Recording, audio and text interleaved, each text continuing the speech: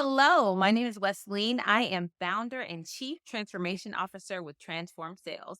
I'll tell you a little bit more about myself at the end because in this session, we're going to talk about the art and the science of questioning and listening. And I believe that you should impress upon somebody enough so that they really care about who you are before you start telling them about yourself. Because our goal as salespeople, our goal is to step into the customer's world, into the prospect's world. So, what is the challenge that we have as sales professionals with truly asking good quality questions as well as listening? We're eager, we're excited. We're like, I know my product, I understand it. I'm so excited and I want to share all the things with you. Or I have to hit this quota, I got to hit this KPI, and I have to do all of these things. And what happens is you become me centric. So, what does that mean? Me centric means that it's all about me all the time. And I care about myself, my company, my goals, my products. And I don't actually care about you, Mr. Customer, Mrs. Customer. And so that's the very first thing that I want you to realize. You have to change your mindset. You really have to change the way that you think about stepping into any interaction with a customer, whether it's your first discovery meeting or it's your proposal review meeting or you're doing a demo. It is not about you. It is about the client. It is about the prospect. It is about their problems, their pains, their challenges, and all of the things that they have going on. If you step into a meeting, there's so many AI tools out these days. So if you're using some type of meeting recording software or something like that, when you look at that percentage of time that you're speaking versus the prospect, there should be an 80-20 mix. You should be speaking 20% or less of the time, and they should be speaking 80%. So, how do you do this? You open your meetings, you open your session with very strong questions. So, open ended questions versus closed ended questions. So, a closed ended question is something that you're just asking a question. It's a question that can be answered with yes or no answers. How many employees do you have? 25.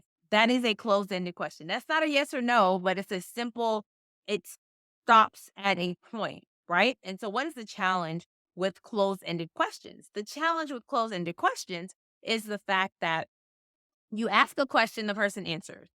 You ask another question and they answer. And so you have this back and forth, and you take that sale immediately. You take that meeting and you make it a transactional exchange. You don't make this a relationship building thing. It is a very transactional exchange of I ask you a question, you offer it up to me.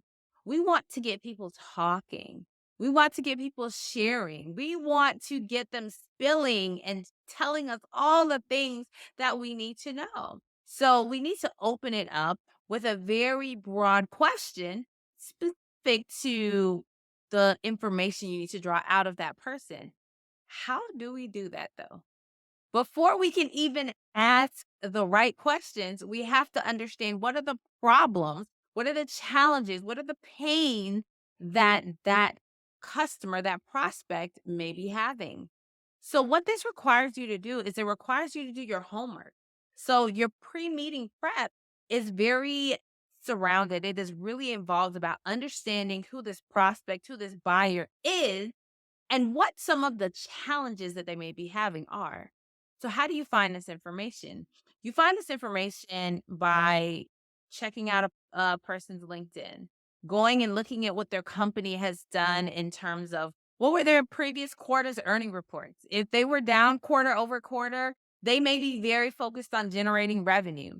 If they've had a round of layoffs, they may be worried about job security.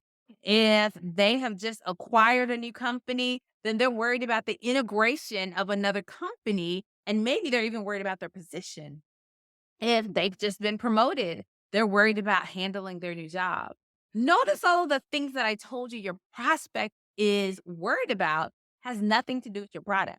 Because I don't know what products you would sell that is actually focused on somebody, career progression. Or maybe it is. Maybe you're selling a coaching product. But most generally, you are not necessarily selling to the problem or the challenge, but you want to hear their mindset. You want to understand what is important to them, the thing that they are focused on accomplishing. So let's say that you're sitting down in front of someone, and this is a marketing manager within an organization, and you sell something into that specific area of the company. So you would ask a question around when you found out that this company has just acquired a brand new company. You would may ask a question about, can you tell me a little bit more about the acquisition and how it's impacting your organization? Wow, that's a question that, oh my goodness, where would they take that? And a lot of times they'll say, well, what direction do you want me to take that? And your response is, take it any way you want to. However, you want to answer that question, please do answer it for me.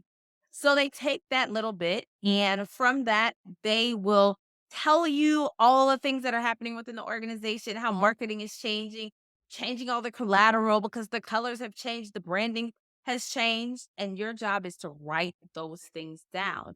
Note them on a piece of paper. Yes, write notes based on what the person is saying. You should not have another question left. And I'm sorry, you should not have another question ready to go. Your next question is based on what you just heard. So you reflect their words to them. So I understand that since this acquisition has occurred, your workload has doubled. You haven't gotten any new personnel, but you're being asked to do 2 times the work. Do I understand you correctly? They'll say, yes. And it's this, and that. And that's why I reached out to you because I really need your software because your software helps automate this thing. Aha. Okay. Now you have their problem and they've connected it to your solution. That's what we're looking for when we're in meetings with prospects in these early discovery meetings. We're looking to understand the problems that they're having, and we want either them to connect it with our solution or we connect it with our solution, right?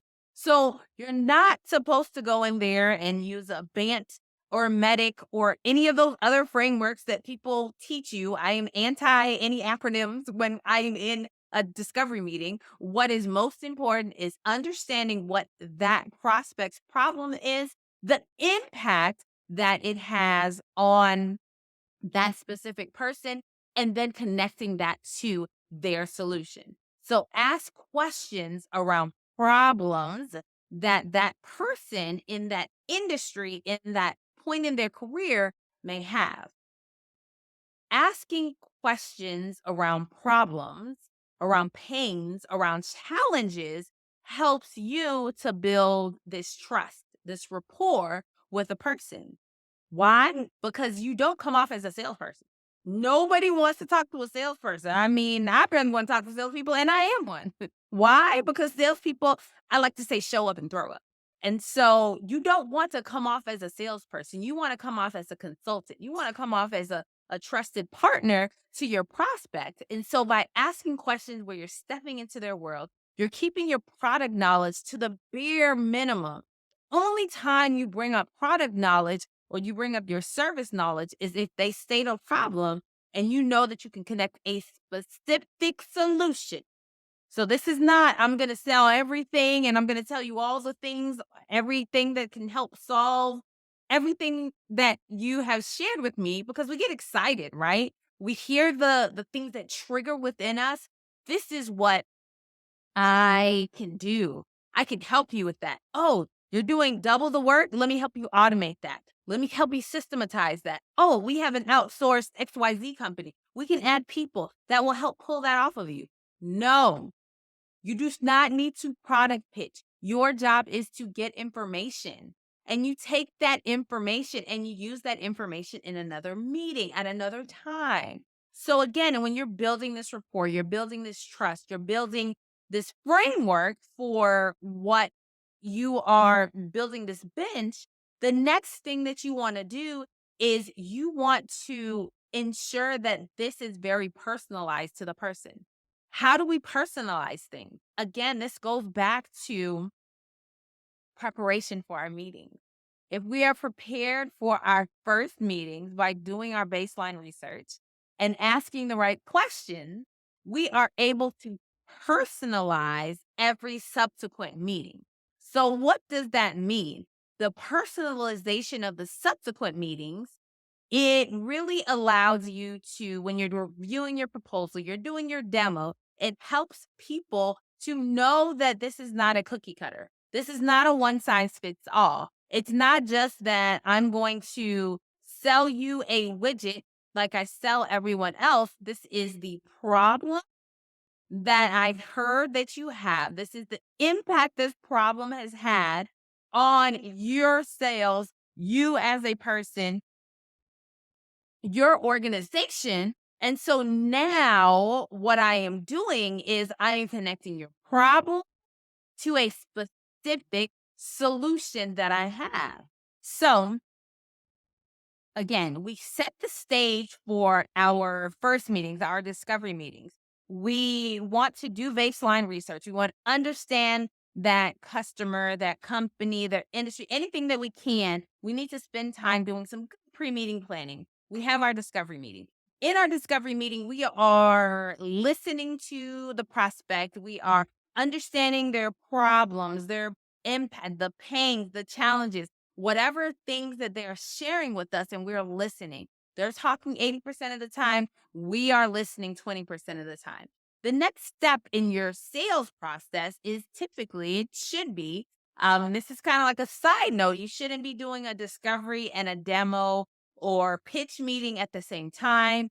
In a general sense, for some very few industries, we do this, right? But for most industries, there's no way you can understand what the challenges, the issues, the things that your prospect is having, and then turn right back around and say, okay, so now I am going to give you a customized proposal, or I'm going to do a customized demo based on your problems or your challenges. That doesn't happen in anybody's world. So again, in our next meeting, what we're doing is we are specifically ensuring that we are taking the insights, the problems, the pains, the impacts that this prospect is having and connecting them to our solution.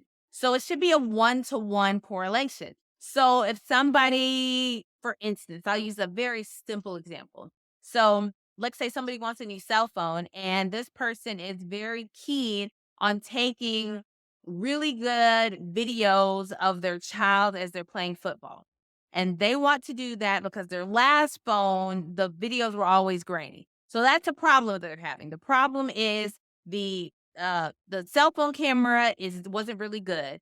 They got grainy videos. The impact on them was that because of these grainy videos, they were never able to really enjoy watching their child play football the previous 3 years. They walk into the store, you are ready to sell them this new cell phone, and you have this problem knowledge. So your solution is, let me show you how to take good videos on this cell phone. That is what I am showing you, because this is the problem they're having. You're probably going to have three or four, 3 to 5 problems, challenges that you pulled out that this person is having. That's what you should focus on, right? So focus on those 3 to 5 and connect those 3 to 5 directly to 3 to 5 features, 3 to 5 solutions. If it's different product lines, different business units. But what happens is the person will walk into the cell phone store and you'll be like, oh, here's this really cool camera. And oh, let me show you how you can do voice to text. Oh, and let me show you how you can put all your apps in this one place. And did you know that there was a compass? Oh, did you know that this is a waterproof? Like, I am overwhelmed. You are giving me too much information. And all I want is to take some really good pictures and videos. Show me the camera. I want you to think about that example as you move into your discovery meeting. I'm sorry, as you move into your proposal review and your demo meetings. Really think about the fact that if you are showing a person way too much stuff, you are overwhelming them. And even in that second or third meeting where you're sharing software, you're sharing software, you're doing a proposal review. In any of those instances, yes, you are talking a little bit more, but you ask for feedback. So you go through a feature, you go through a solution, you go through a recommended action, and you ask them, is this what you were looking for? Did I hit the mark? Does this solve this challenge that I stated that it solved? Right. And so that's what, going back to the title, the art of questioning and listening. Your job as a salesperson is to understand what the situation that your prospect is in. You question and you listen. You do not diagnose. You do not tell somebody what they need to do before you understand and you've listened. If you go to the doctor and you walk in and they say, "Oh, hey, okay, tell me a little bit about what's going on." "Oh, okay, that's great. Yeah, so you broke your ankle and it's hard to walk." "Oh, yeah, but guess what? We have this really, really cool thing for backs. And so let me show you how this back brace works." You would be up like, "I'm out of here. I'm done." And that's what's happening to your prospects when you show up and you're just product dumping. When you're not listening, when you're not really understanding what their challenges are, when you're not questioning, asking the right questions at the right time in the right interval, then you are committing what I like to call sales malpractice. Okay.